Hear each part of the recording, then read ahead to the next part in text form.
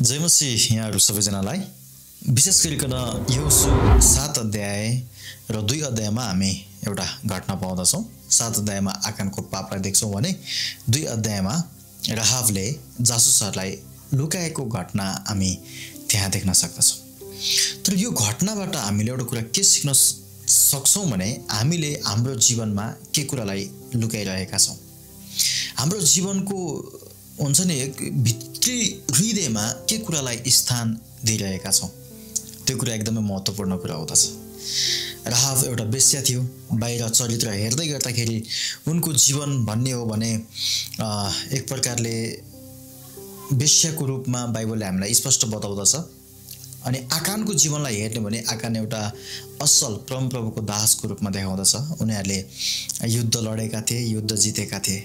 तर पनि आकानले परमेश्वरले मनाइ गर्नुभएको थोकहरूलाई लुकायो।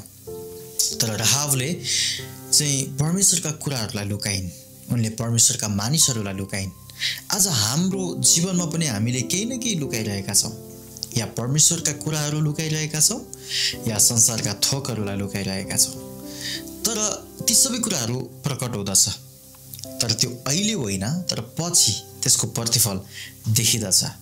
त्यही भएर तपाईँ र म जब कुनै व्यक्तिलाई हेर्दछौँ उनीहरूले पनि आफ्नो जीवनमा परमेश्वरको कुरा बाहेक संसारका कुराहरू लुकाइरहेका छन् भने त्यो कुराहरू एक दिन प्रकट हुनेछ उनीहरूको जीवनमा पनि र हाम्रो आफ्नै जीवनमा पनि। हामी एकदमै सचेत हुन आवश्यक छ।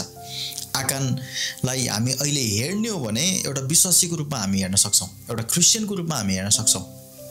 ऊ प्रार्थना गर्ने मानिस हो, ऊ परमेश्वरको लागि हालेलुया भन्दै हिँड्ने युद्ध लड्ने मानिस हो।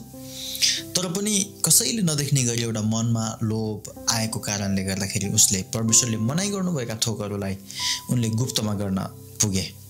तर पाप जति खाल्टो खनेर पुरे पनि एक दिन त्यो प्रकट हुँदछ र यीशु ख्रीष्टले पनि भन्नुभएको छ, जे कुरा अँधेरोमा भनिएको छ त्यो उज्यालोबाट घोषणा गरिनेछ भनेर भन्नुभएको छ। अनि परमेश्वरको सामु कुनै पनि कुरा छिपेको हुँदैन, लुकेको हुँदैन।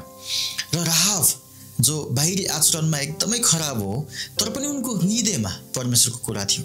उनले चाहन्थिन् भने एरियोमा जासुस गर्न आएका ती 2 व्यक्तिहरूलाई उनले मार्न पनि सक्थिन्, उनले सूचना दिन पनि सक्थिन्, राजालाई कुरा लाउन पनि सक्थिन्। तर तिनले त्यसो गरेनन्। तर परमेश्वरको बारेमा उनले सुनेको, बुझेको र त्यो एरियोको सबै मानिसहरूले परमेश्वरको भय हुँदै गर्दाखेरि उनीहरू डराइरहेको अवस्थामा तर परमेश्वरको आदर गर्नलाई राहाबले रोजिन्। त्यसै कारणले परमेश्वरले राहाबलाई आशिष दिनुभयो र राहाबलाई इजरायलको घरानासँग मात्र नभइकन येशू ख्रीष्टको जन्मसँग पनि जोड्नु भएको छ।